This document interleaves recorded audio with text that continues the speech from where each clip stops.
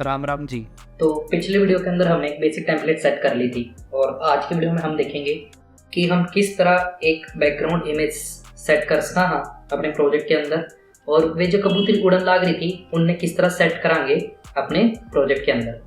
तो सबसे पहले तो मैं ये जो टेस्टिंग लाइन अपन ने ऐड करी थी ना, टेस्ट कर तक कि लिंकिंग सही से हुई है या नहीं, एक बार इन्हें हटा दूँ।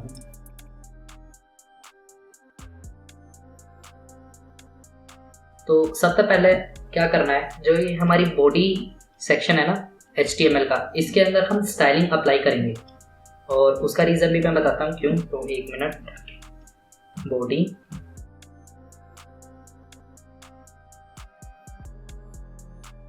अब ये क्यों ऐड की, इसका जो रीज़न है ना ये है कि जैसे ही हम इमेज ऐड करांगे अपने प्रोजेक्ट के अंदर, तो यो हमारा ब्राउज़र की स्क्रीन है, तो जब हम बैकग्राउंड इमेज लगाएंगे ना, तो जो हमारी इमेज है ना वो हमारी ये जो ब्राउज़र का टैब है इसके सटके, इसके बिल्कुल टच होकर आएगी। तो मैं दिखाता हूँ कैसे।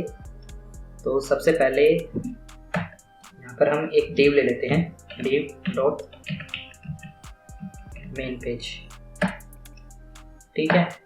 और इसके अंदर हम क्या करेंगे, अपनी जो बैकग्राउंड इमेज है, अपनी बैकग्राउंड इमेज कौन सी है, stage.png, इस इमेज को हमें क्या करना है, सेट करना है। और ये हम किसकी हेल्प से करेंगे, CSS की हेल्प से। तो फिर से style.css के अंदर जाना और यहाँ पे आप कर देना मेन पेज है ना,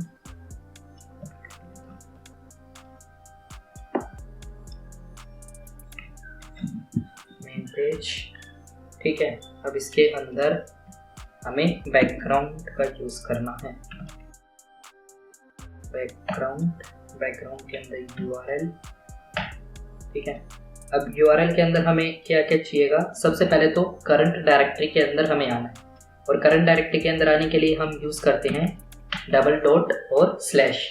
तो जैसे ही आप डबल डॉट और स्लैश लगाओगे ये आपको करंट डायरेक्टरी दिखाने लग जाएगा, और करंट डायरेक्टरी दिखाने के बाद हमें क्या सिलेक्ट करना था, इमेज सेलेक्ट करने के बाद आपने कौन सी इमेज अपनी बैकग्राउंड के अंदर लगानी है वाली इमेज आप क्या करोगे, सेट करोगे। तो यहाँ पे हमारी थी stage.png, ठीक है। सेव करते हैं और देखते हैं क्या आता है। क्यों नहीं आया, क्योंकि हमने इमेज सेट कर दी, बट इसकी जो इमेज की जो हाइट और विड्थ थी वह तो अपन ने दी को नहीं। तो आप क्या करांगे, इसकी हाइट और विड्थ भी देवांगे। तो विड्थ तो 100% मैं ले लेता हूँ कि चौड़ी तो बात चाहे कितनी भी हो, पूरे फ्रेम को ऊपर आ जा, ठीक है। सॉरी %। और हाइट के अंदर आप देवांगे 100 VH। अब ये वी क्या है, व्यू हाइट आपकी क्या होती है, व्यू हाइट का मतलब होता है कि इस डॉट से लेकर आपकी इस डॉट तक, मतलब जितनी हाइट आप अपनी स्क्रीन के ऊपर देख पा रहे हो उसको बोलते हैं व्यू हाइट, मतलब जो जितनी भी व्यू हाइट होगी आपके ब्राउज़र की उतनी। तो सेव कर लेते हैं और सेव करने के बाद देखते हैं इमेज आ रही है या नहीं। देखो इमेज आ गई। अब अपन ने क्या करना है, अपनी इमेज के ऊपर स्टाइलिंग करनी है। तो इमेज के ऊपर स्टाइलिंग करने का एक ट्रिक बताता हूँ, इंस्पेक्ट एलिमेंट खोलना, ठीक है। इंस्पेक्ट एलिमेंट खोलने के बाद एलिमेंट पे आ गया, मेन पेज के ऊपर क्लिक करना, नीचे यहाँ पे स्टाइलिंग वाला ऑप्शन होगा, मेरे को लगता है पेज बड़ा करना पड़ेगा, ये कर देते हैं। तो ये हमारी बैकग्राउंड होगी। अब इसके अंदर हम ऐड करेंगे, तो बैकग्राउंड पहले पोजीशन कर लेते हैं सेंटर, ठीक है। सेंटर हो गई। और अब आप देखोगे तो ये है, अगर मैं पोजीशन चेंज करूं,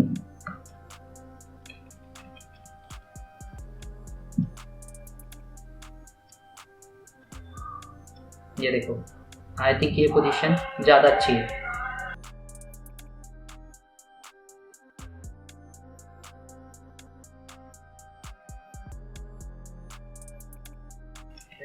साइज कवर, मतलब हमारी जो पूरी स्क्रीन है उसके ऊपर वाई में जाके सेट हो गया। और आई थिंक इतना बहुत है। तो आई थिंक इतनी स्टाइलिंग बहुत है हमारी बैकग्राउंड इमेज के लिए। और देखोगे सामने व्यू भी बिल्कुल एकदम सुथरा सा लग रहा है, मतलब एकदम साफ सुथरा व्यू दिखने लग रहा है हमारी स्क्रीन का। तो यो हम क्या करेंगे, यो बैकग्राउंड के अंदर रखेंगे। तो आप इस तरीके से क्या कर सकते हो, अपनी इमेज को सेट कर सकते हो। और आपने मेरा पाठ किया, यो कोड है, तो बस इस कोड में कॉपी करो और अपनी CSS फाइल के अंदर पेस्ट कर दो। बस इतना आसान काम है। और फिर मैं अपनी लो सेव कर दिया और ये जितनी बार चाहो उतनी बार रिलोड कर लो इसमें, यहाँ इमेज आओगी। ये सामने एक चीज़ और दिखाऊं, अगर मैं उरे पैडिंग और इसने कमेंट कर दूं जद क्या होगा,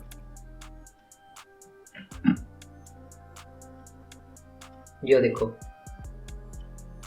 या जो सामने सफ़ेद सफ़ेद लाइन सी दिखने लग रही है, या सफ़ेद सी बॉर्डर, या सफ़ेद सी बॉर्डर के अलावा है मार्जिन जो इमेज के चारों तरफ होता है। तो इसने जीरो करने खातर मार्जिन हमने न्यू ही अप्लाई करा था कि या जो हमारी इमेज है ना, या कति इसके ऊपर कति सट का आ जाए, टच होकर आ जाए।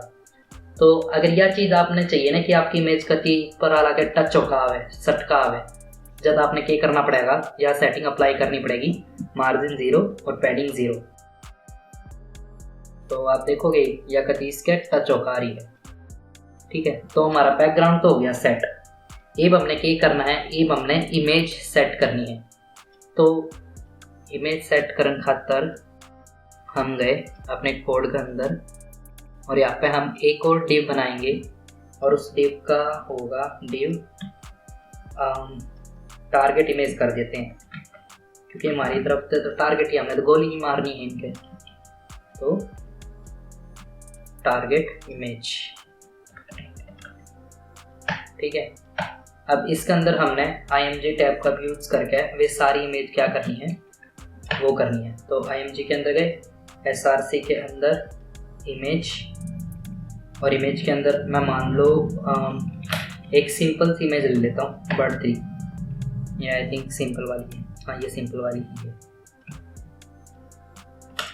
तो ये आप जाके देखोगे तो ये आप देखो यो कबूतर सा हवा में चालन लाग रहा है। एक चीज़ आप देखोगे, हमने सिर्फ इमेज ऐड करी है और यह चालन लाग रही है। तो एक चीज़ हमेशा ध्यान रखना, जब भी आपने कोई मूविंग ऑब्जेक्ट यूज़ करने हैं अपने प्रोजेक्ट के अंदर, तो उस केस के अंदर आप गिफ टाइप का यूज़ करना, मतलब इमेज की टाइप होती है गिफ, GIF, तो उसको आप यूज़ करना। ये रहा GIF तो करके। तो ये क्या होती है, एक तरह से स्मॉल एनिमेटेड इमेज होती है जो हम अपने प्रोजेक्ट के अंदर यूज़ करेंगे मोशन से रिलेटेड एक्टिविटीज़ के लिए। तो यो हमारा कबूतर ये बच्चा लाग रहा है हवा में, ये हमने सेट करना है, ये धरती पर लेकर आना है। ये पहले ही हवा में उड़न लग गया, ये मतलब इसने मेरा ना किस बात का घमंड, हवा में उड़न लग रहा है, तो इसने पापा धरती पर लेकर आवाएंगे। तो धरती पर लेकर आना है। तो हमारी क्लास का नाम क्या था, हमारी क्लास का नाम था वो है टारगेट इमेज, टारगेट इमेज। और ये हमारी ये क्लास फाइल, मतलब जो हमने कॉपी किया है वो क्लास है। तो यहाँ पर हम डॉट लगाएंगे। तो डॉट लगाने के बाद सबसे पहले तो हमें इसकी पोजीशंस बतानी पड़ेगी, पोजीशन एब्सोल्यूट। एब्सोल्यूट का यहाँ पर हम क्यों यूज़ कर रहे हैं, ताकि हम उसकी प्रोजेक्ट को, मतलब यहाँ पर ये जो पोजीशन एब्सोल्यूट लेने का जो कारण क्या है कि जो हमने इमेज यूज़ की है ना वहाँ पर उसकी पोजीशंस को हम कंट्रोल कर सकें। अब यो अगर हम पोजीशन एब्सोल्यूट नहीं लेंगे तो ये हवा में उड़ता रहेगा नहीं। तो अपन जब इसकी पोजीशन, मतलब ये भापा है, अपन ये ज़मीन पे लेकर आना है ना, इसकी या पोजीशन अगर अपन ने कंट्रोल करनी है तो अपन ने यहाँ पे पोजीशन किसका यूज़ किया, एब्सोल्यूट का। और अब यहाँ पे आपका टॉप से कितना दूर पाएगा ये, मान लो मेरे ख्याल से शायद 40% के आसपास होगा। सेव किया, ये देखो जो बीच में आ गया, लेकिन ये पे भी ऊपर ही है। 60 करके देखूं, हाँ तो गया, थोड़ा सा और नीचे हो तो बना बढ़िया लगेगा। ये सेट कर दे वहाँ पे। आपकी मैं इसको अपनी मर्जी है, आपने हवा में चलाना है तो आपकी मर्जी, हवा में चला दो। देखो ये भी अनु लगन लग रहा है ना, क्यों एक जगह पे ही चालन लग रहा है, मून वॉक करने लग रहा है एक ही जगह पे खड़ा होके, ठीक है। तो ये अपन ने क्या कर दिया, इमेज ऐड कर दी। ये पापा ने क्या करना है, इस तरह एनिमेशन प्रोवाइड करना है कि जो उड़त है इस पोजीशन के ऊपर आ सके। ठीक है, तो एनिमेशन प्रोवाइड करने के लिए भी हम CSS का यूज़ करेंगे। तो मान लो सबसे पहले तो हम यहाँ पे जाते हैं और इसको एक आईडी दे देते हैं, ID इज इक्वल्स टू, मैं bird3 है ना तो इसको मैं bird3 ही दूंगा। ठीक है, bird3 दे दी और यहाँ पे पापा ID से उसके ऊपर स्टाइलिंग प्रोवाइड कर देंगे।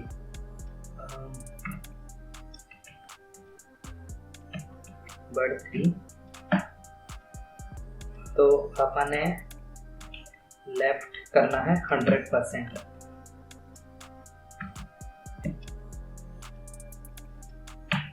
का क्या मतलब है, लेफ्ट का मतलब है कि ये जो जगह है ना या 100% हो जाए, मतलब यो बंदा पूरे तक चाल के पूरे तक निकल जाए।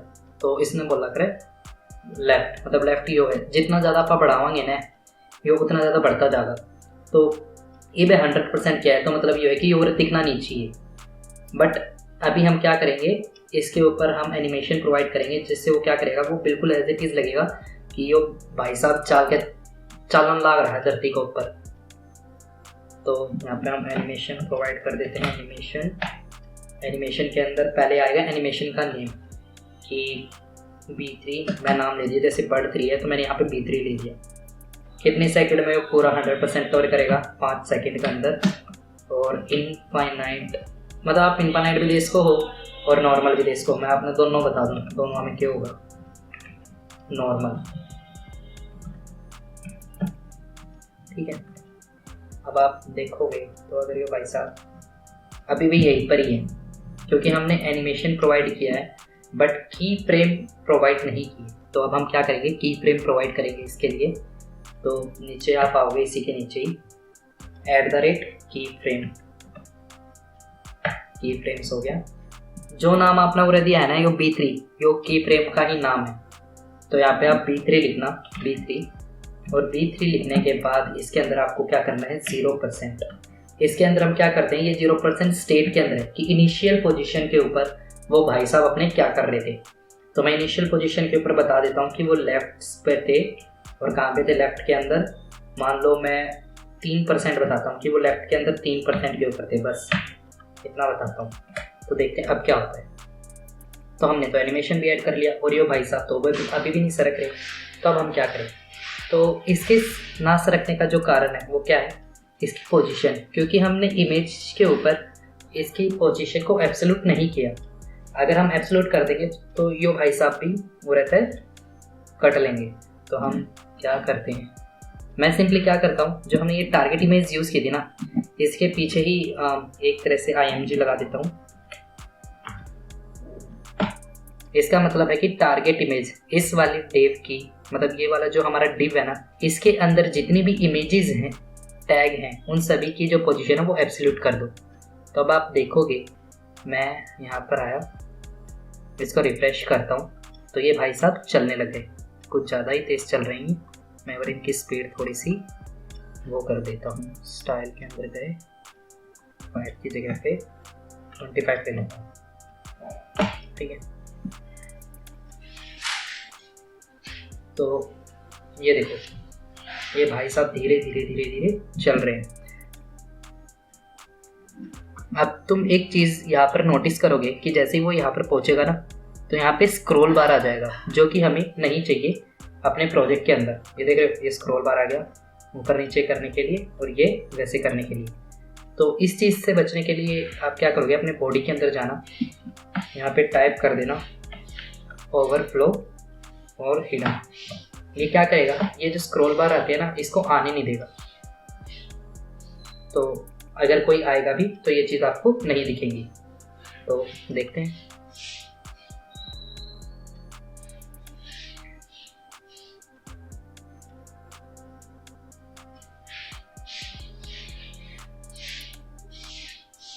ये देखो। ठीक है, तो आपने इस भाई साहब के ऊपर एनिमेशन ऐड कर दिया। और अगर आप देख रहे हो कि ये एक बार चला और चला गया, अब ये दोबारा नहीं आ रहा, तो इसका जो रीज़न है ना वो ये है कि यहाँ पर हमने किसका यूज़ किया था, नॉर्मल का। अगर आप नॉर्मल की जगह इन्फिनिटी लगाओगे ना तो जो बार बार चलता रहेगा जो प्रोसेस। तो मैं आपने इन्फिनिटी लगा के और दिखा दूँ। मैंने यहाँ पे इन्फिनिटी लगा दिया। अब आप देखोगे अब मैं रिलोड करूँगा ना तो ये जो भाई साहब है ये बार बार आते रहेंगे। 1 मिनट 2 मिनट मैं इसकी थोड़ी सी स्पीड तेज कर दूँ क्योंकि मैं घना ही धीरा हो गया। 15 सेकेंड, ठीक है। अब हम इसको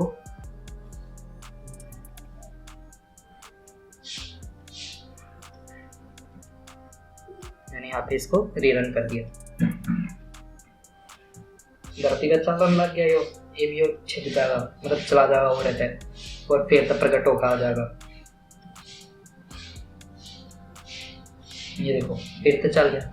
तो इन्फिनाइट वापस यूज़ करते ही क्या होगा, आपका जो ये प्रोग्राम है ना ये लूप के अंदर चलने लग जाएगा बार बार। मतलब एक बार चल लगा, जिस तरह एक बार की वो कंडीशंस फुलफिल होंगी फिर वो दोबारा चाल पड़ेगा, जो बार बार में चलता रहेगा। तो इस तरीके से आप केकर्स को हो इमेजेस ने ऐड कर सको हो। तो आज की वीडियो खातिर इतना ही।